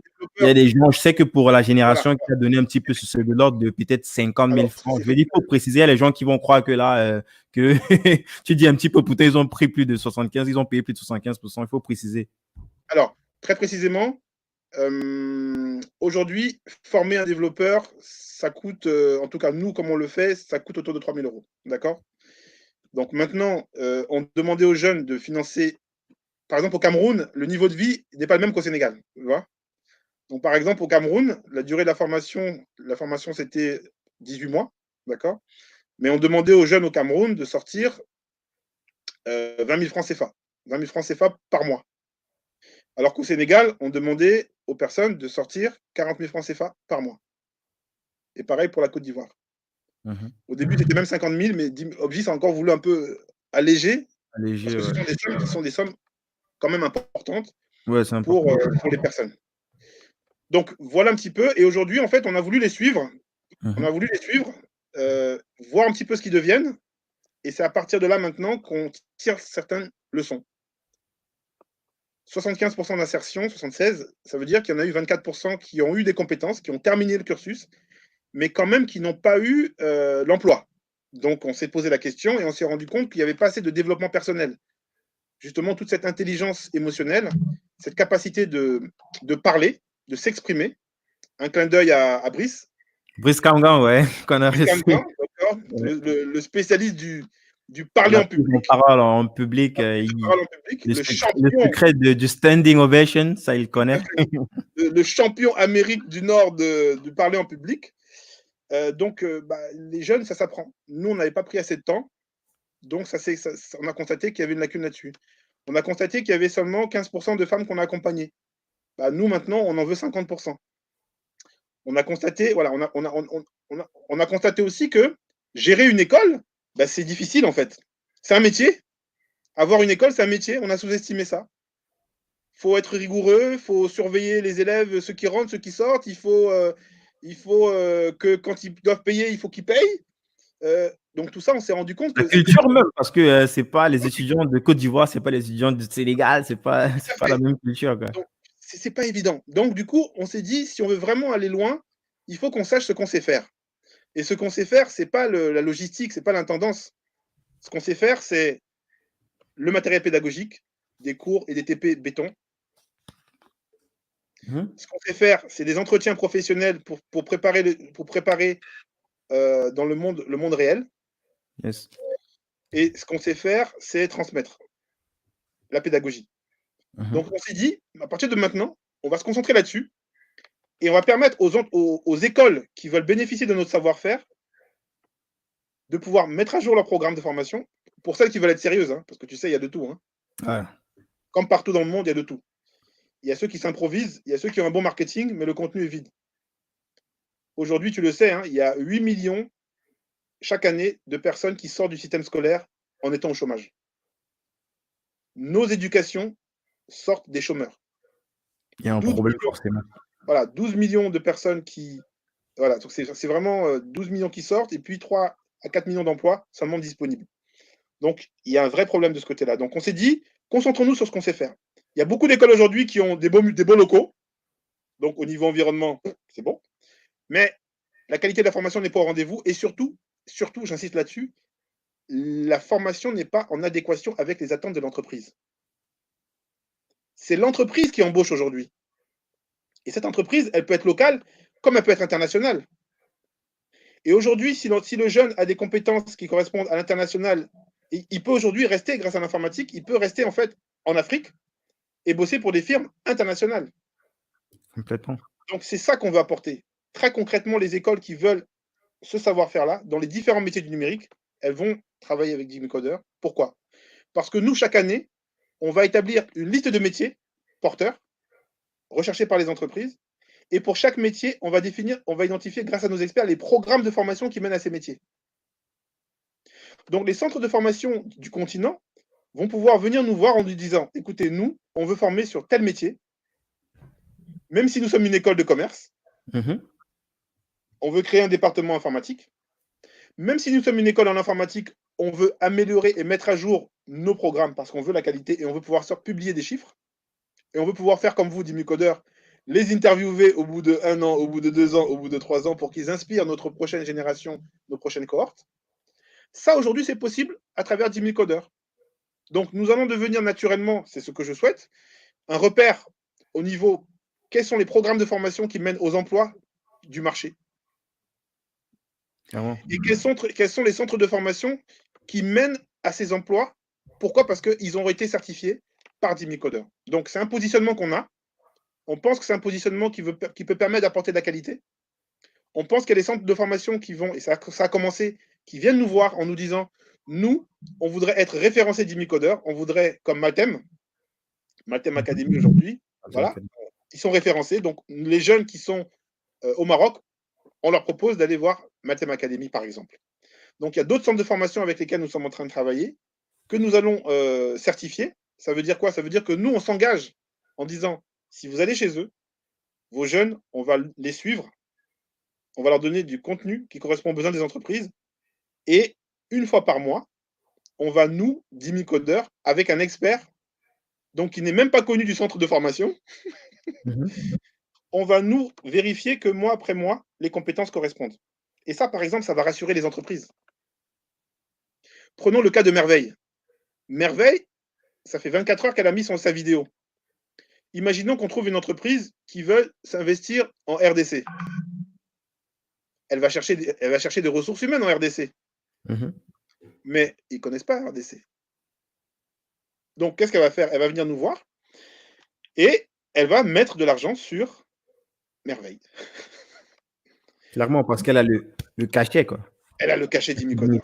C'est ça l'idée, c'est d'avoir un cachet qui va rassurer les entreprises, qui va rassurer les parents qui veulent financer, qui va rassurer les institutions internationales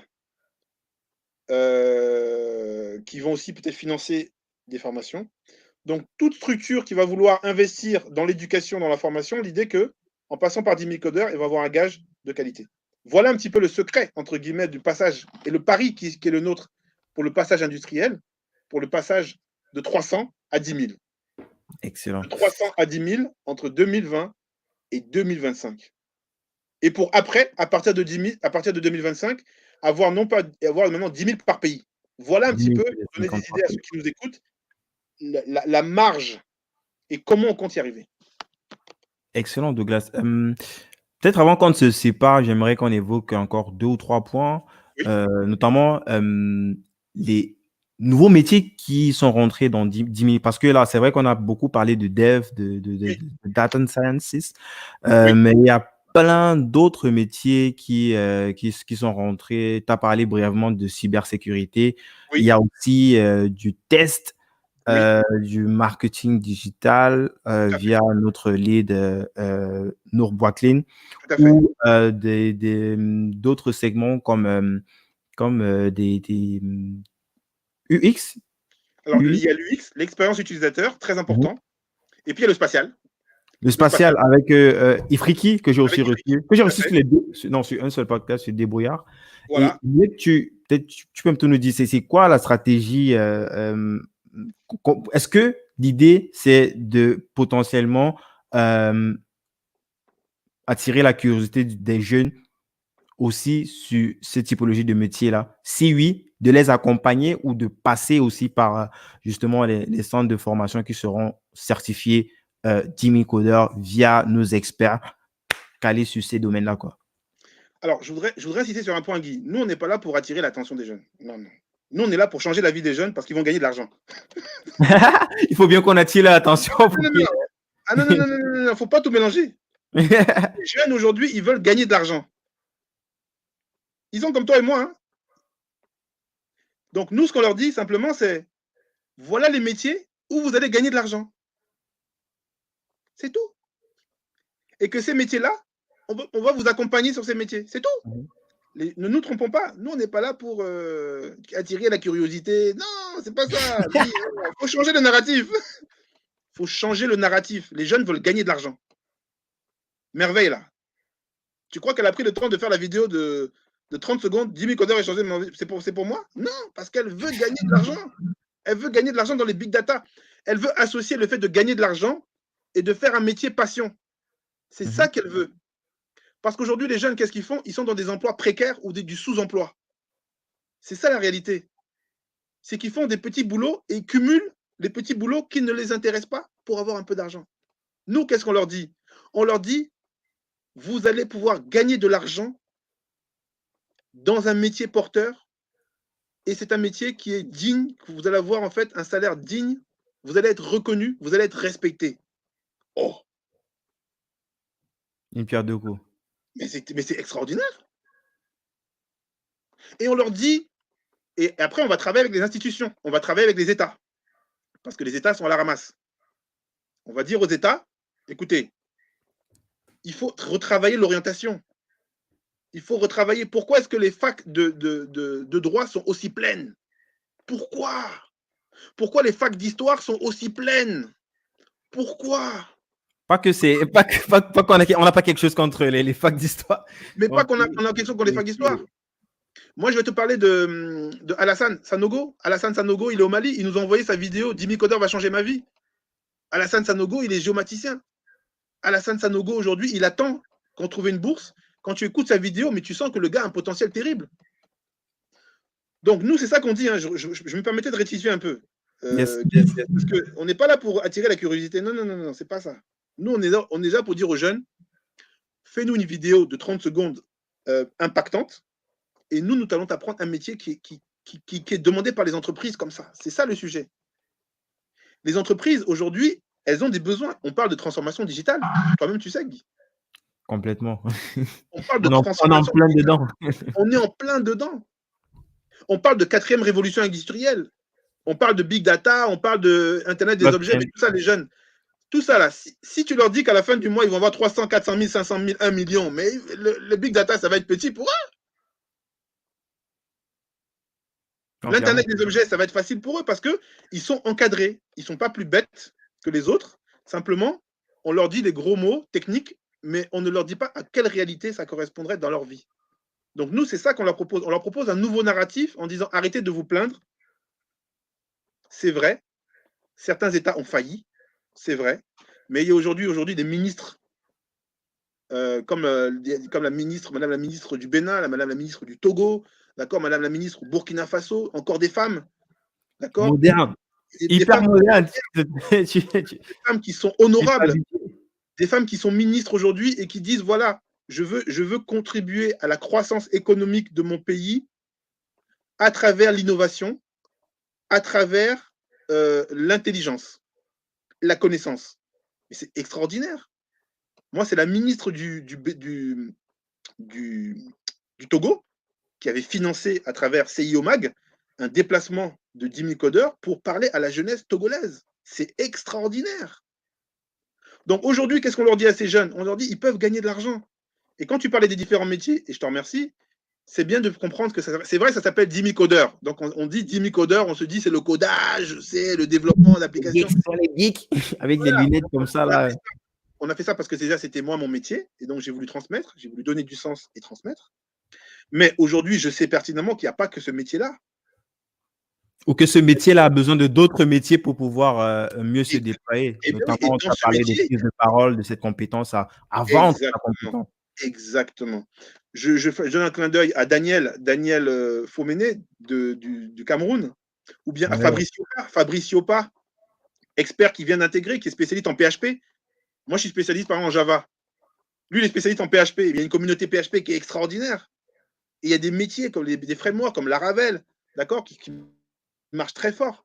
Et il faut des jeunes qui soient au courant qu'avec des compétences dans ces métiers, guidés par des experts bienveillants de 10 000 codeurs, ils vont pouvoir avoir des compétences qui correspondent aux besoins des entreprises. C'est ça le problème, c'est que les jeunes ne connaissent pas quel est le besoin des entreprises. Donc, ils s'improvisent. Combien vont dans les entretiens d'embauche et se font déplumer, se font dépecer, se font désarçonner? Combien remplissent leur CV avec les gros mots, qui croient que sont les gros mots que les entreprises cherchent, mais quand ils arrivent, ils sont déconcertés. Donc aujourd'hui, c'est ça qu'il faut. Il faut un discours de vérité aux jeunes, mais en même temps un discours d'espoir. La vérité, c'est qu'il y a de l'argent dans le numérique, mais qu'il faut travailler. Mais qu'il n'y a pas que la technique. Il y a l'attitude, il y a la méthodologie de travail, il y a la compréhension des enjeux, et après seulement il y a la technique. Ça, c'est le message que je passe à chaque fois que je forme des jeunes dans le numérique. La technique, tu vois, ça vient enfin, à la fin. Avant la technique, il y a le fait d'être capable de comprendre les enjeux, de se mettre à la place d'un client. Il y a le fait de pouvoir faire preuve de méthodologie. Quand un client te demande comment tu vas faire, tu dis voilà, je vais faire en 4 étapes. Petit 1, petit 2, petit 3, petit 4. Mais tu rassures ton client. Tu rassures ton client. Donc pour toi, pour lui-même, tu n'es même plus un informaticien. Parce qu'il se dit l'informaticien, lui, il va faire le codage dans la grotte et puis on va le réveiller quand il faut manger. Et avant tout ça, il y a l'attitude. Quelle est ton attitude? Est-ce que tu as l'estime de toi? Est-ce que tu as confiance en toi? Est-ce que quand tu parles distinctement? Est-ce que tu respectes? Quelles sont tes valeurs? J'insiste là-dessus, Guy. Quelles sont tes valeurs? Quel est ton système de valeurs? Quel est cet ensemble d'éléments qui vont te permettre de dire est-ce que tu peux traîner avec telle ou telle personne? Lui, je ne peux pas traîner avec lui parce que lui et moi. C'est pas la même chose. C'est pas la même chose. C'est pas la même chose. C'est pas pareil. Son argent, là, il n'a qu'à garder. Parce que ce n'est pas un bon boss. Donc, il me propose 1 million par mois. Moi, je vais préférer le boss qui me propose 400 000 par mois, mais je sais qu'il est réglo avec moi, qu'il me respecte. Il me parle pas mal. Il respecte mon intégrité. Il me paye en temps et en heure. Je peux compter sur sa parole pour faire mes projets. Voilà un système. Voilà ce que les jeunes ont besoin d'entendre aujourd'hui. Ils ont besoin de dire qu'on leur dit que la technique, ce n'est pas le plus important. Qu'avant la technique, il y a les valeurs. Il faut qu'ils se connaissent. Quelles sont leurs qualités, quels sont leurs défauts. Il faut qu'ils puissent dire aujourd'hui, mon défaut, c'est ça.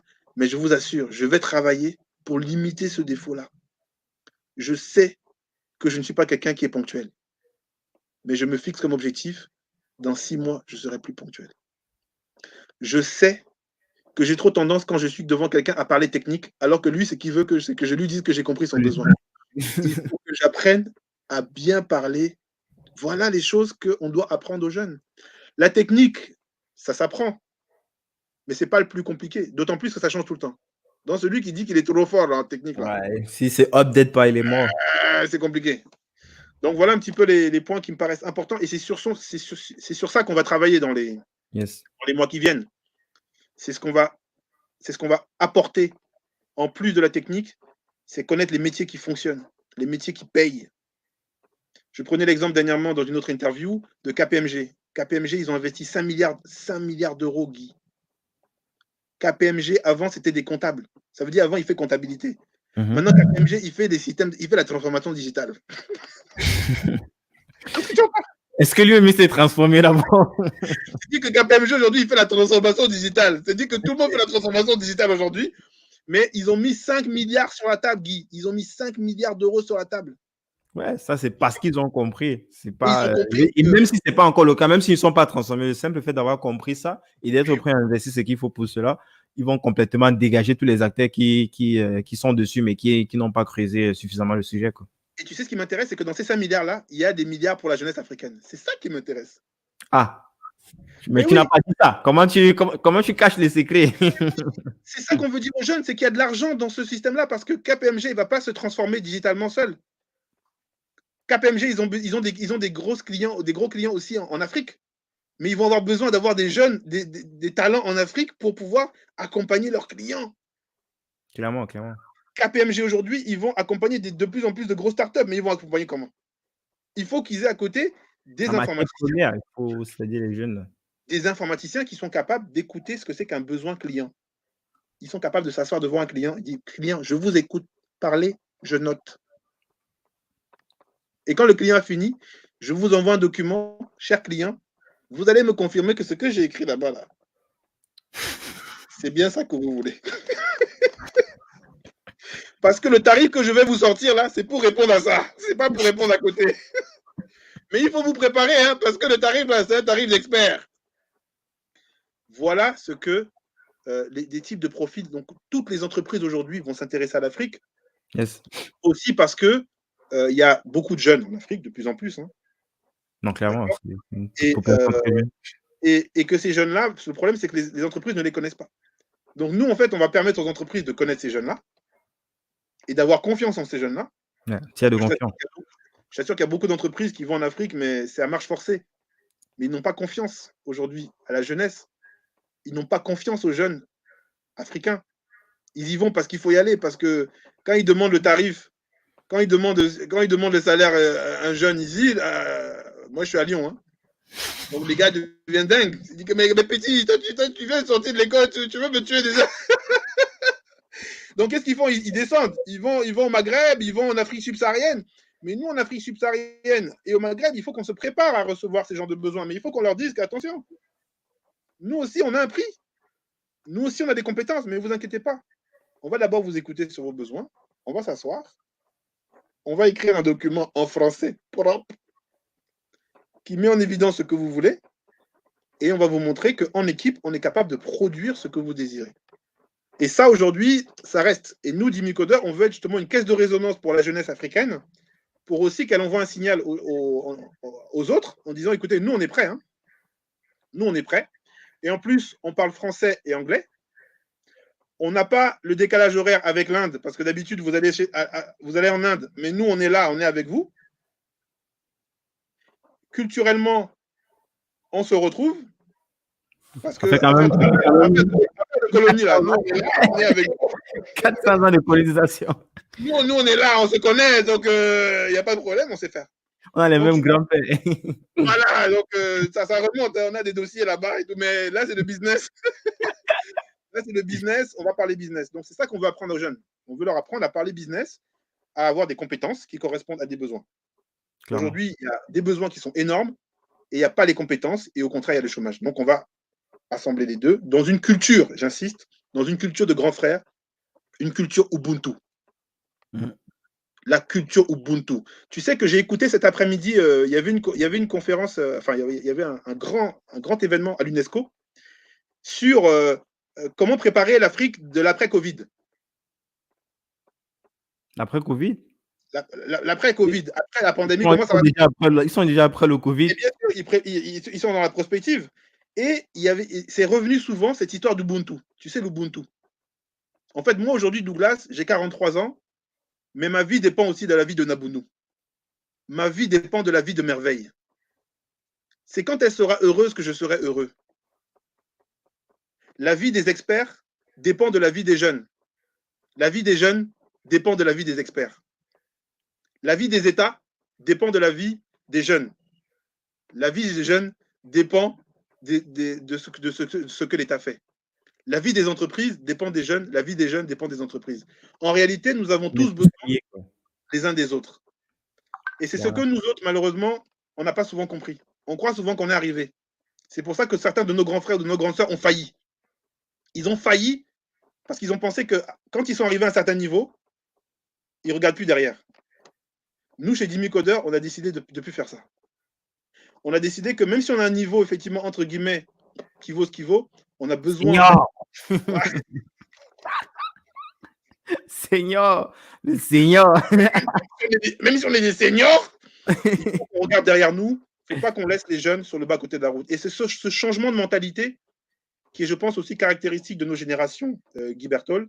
C'est-à-dire qu'on n'est plus dans une dynamique où, parce qu'on a réussi, on doit rester seul dans notre coin, on doit avoir peur des autres. Le savoir, ça se partage. Et quand ça se partage, il y en a encore. Et c'est ce que tous les formateurs, et je les remercie, je leur tire un chapeau, tous les formateurs de Jimmy Coder ont compris. C'est ce que Ousseynou a compris. C'est ce que Daniel au Cameroun a compris. C'est ce que Serge Commis Innocent a compris. C'est que c'est pas parce qu'on a de la connaissance qu'on va garder pour nous. Tu sais, souvent on garde pour nous, on garde les livres, on garde tout pour nous. Là. On dit que non, si lui il a ça, lui, il va croquer mon argent. On me fait tomber. Voilà. Donc non, en fait, c'est ça qui change. Et ça, c'est nouveau, je pense. Je pense que Jimmy Coder est porteur d'un narratif nouveau. On est les grands frères, on est les grandes sœurs. On est sur le continent, on est en dehors du continent, mais on est là pour la jeunesse. Et on sait que nous avons un rôle à jouer et que si ce n'est pas nous, demain, on va voir l'Afrique qui tombe. Et en fait, ce sera de notre faute. Yes. Malgré notre réussite, on sera seul à compter nos petits 3 000 € dans notre coin, ici en Europe, après 20 ans de quelque part. Tu vois? Sans retraite. Voilà, sans retraite. Donc, on a décidé de dire non. Et je suis très content, et c'est pour ça que ça prend. C'est que ce qu'on est en train de manifester, ça correspond à ce qu'il y a dans le cœur de beaucoup d'experts, beaucoup de gens de la diaspora, beaucoup de gens du continent. Ils ont envie de tendre la main et de jouer enfin leur rôle de grande sœur et de grand frère. Ah, excellent, Douglas. Je crois qu'on a fait le tour, Douglas. Moi je te remercie franchement pour déjà ce follow-up. Là, on a update un petit peu l'épisode qu'on a il y a un an. Il y a plein de choses qui sont passées, qu'on a essayé d'actualiser un tant soit peu. On t'écrit sur LinkedIn. C'est quoi le meilleur moyen de te contacter, toi? Alors, ça c'est intéressant. En fait, comme on s'intéresse à 2 types de populations, c'est simple. Il y a les professionnels sur LinkedIn. Les professionnels, ça va souvent nos futurs experts, ils sont sur LinkedIn. Hein. D'ailleurs, quasiment tous les jours maintenant, j'ai des experts dans différents métiers qui me contactent, donc je m'en excuse, je ne peux pas répondre à tout le monde. C'est pour ça qu'on a une équipe aussi. J'espère que ce n'est pas toi qui les envoies chez moi, là, parce que moi, je suis envahi, là. Je suis envahi. Oui, tu es notre porte-voix. Tu es notre porte-voix et on aura besoin de toi aussi, Guy, pour la suite, hein, parce qu'il faudra former ces experts. Parce que nous, on ne sait pas animer, en fait. Tu vois, toi, tu sais animer, hein, tu vois. Les experts, ils ne savent pas animer. Et certains experts ne savent pas former. Donc, tu vois, certains de nos experts, on leur apprend aussi, on a un programme pour leur apprendre la pédagogie, pour leur apprendre aussi l'animation, pour qu'ils puissent aussi véhiculer. Au niveau, donc pour LinkedIn, je peux, donc Douglas Mbiandou, donc ils vont me trouver facilement. Et puis, c'est pour les jeunes, maintenant, je suis plus sur Facebook, dans le groupe Facebook. Je vais encore poster le lien là. Voilà, les jeunes ont besoin d'être en contact avec nous, avec moi. Et les professionnels ont aussi besoin d'être en contact avec nous, avec moi. Et on va se retrouver donc soit sur LinkedIn, soit sur Twitter, et bientôt aussi sur Snapchat, parce que en même temps que on va se développer à la jeunesse, on a un compte Snapchat, d'accord? On a un compte Snapchat, on a un compte Insta. Donc, s'il y en a qui nous suivent dans les réseaux sociaux, vous avez dû constater depuis quelques mois ou 1 an, 2 ans, 3 ans qu'on n'est pas très présent sur Insta. Mais ça y est, parce qu'on est présent sur Insta maintenant, on est présent sur les réseaux. Donc, est-ce que j'ai répondu à ta question? Donc, clairement. Je voulais peut-être ajouter une dernière chose. Oui. Parce que là, on essaye de plus en plus, de ce côté-là, c'est vrai que j'aide un petit peu, de donner de l'actualité via notre newsletter. Donc, j'exhorte aussi les gens à je viens de poster le lien du site là. Vous avez un endroit où vous pouvez donner votre adresse email et comme ça, vous serez tenu informé, quelle que soit en fait la typologie de profil. Si c'est pour intervenir en tant qu'expert, pour bénéficier d'une formation de 10 000 codeurs, pour proposer peut-être son centre de formation à la certification de 10 000 codeurs. Oui. Et peut-être la 4e catégorie, des sponsors. On a EcoBank qui nous accompagne, mais on est ouvert aussi à accueillir d'autres sponsors qui voudraient comme ça pousser ce mouvement-là au maximum. Tout à fait. Donc, c'est… Grand respect à EcoBank. EcoBank, grand respect. En Guinée, ils ont dit oui tout de suite. La banque panafricaine. Sauf que maintenant, on voudrait que ce soit dans beaucoup de pays, dans les 33 ou 38 pays dans lesquels ils sont. Donc, ça va venir petit à petit. Mais effectivement, on a besoin. Aujourd'hui, Obgis et Redtic ont financé. Mais aujourd'hui, je pense que pour beaucoup d'entreprises qui veulent se développer en Afrique francophone, en tout cas, c'est un moyen, à travers des bourses aussi. On vous invitera sur nos événements, sur les webinaires. Vous viendrez prendre la parole pour savoir quels sont les types de profils que vous recherchez. Vous participerez en fait à tout l'accompagnement pédagogique. Et puis, vous identifierez les ressources qui, je l'espère, seront intéressées aussi par ce que vous allez proposer. Excellent, Douglas. Douglas, dernière question. Ce podcast s'appelle Débrouillard. C'est quoi pour toi un débrouillard? Un débrouillard, c'est une personne qui, devant une difficulté, ne pleure pas. Il se dit, il y a une solution. Et on va chercher la solution. On ne sait pas quand on va trouver la solution, mais on va se débrouiller. On va chercher, on va proposer. On va tomber, on va se relever, mais on sait au plus profond de nous qu'il y a de l'espoir. Et on va avancer. Pour moi, c'est ça un débrouillard. Parfait. Merci beaucoup, Douglas. Merci pour ceux qui sont arrivés jusqu'ici. La meilleure façon de nous soutenir, comme j'ai l'habitude de le dire, cette fois-ci, entre guillemets, on peut dire que Douglas est interne, quoi. Donc, allez sur les différentes plateformes de Douglas, sur 10 000 codeurs, mais surtout sur le podcast 10 000 codeurs. Je te dis, podcast 10 000 codeurs. 5 étoiles sur iTunes. Toujours 5. Très, très important. Très, très, très important. Avec un gentil commentaire, un joli commentaire. Ça nous aide beaucoup, beaucoup. Parce qu'on peut rapidement monter dans les rankings, toucher de plus en plus de personnes, les jeunes qui voudraient bénéficier de la formation de 10 000 codeurs, les experts qui ont besoin de sens, qui veulent transmettre quelque chose, qui veulent transmettre leur savoir, les sponsors Absolument. qui ont et qui voudraient investir dans quelque chose qui a du sens aussi. Et donc, n'hésitez pas. Merci beaucoup, Douglas, pour ton temps. Merci tout le monde. Merci, Liberto. Merci tout le monde. À bientôt. Ciao, ciao. Bye bye.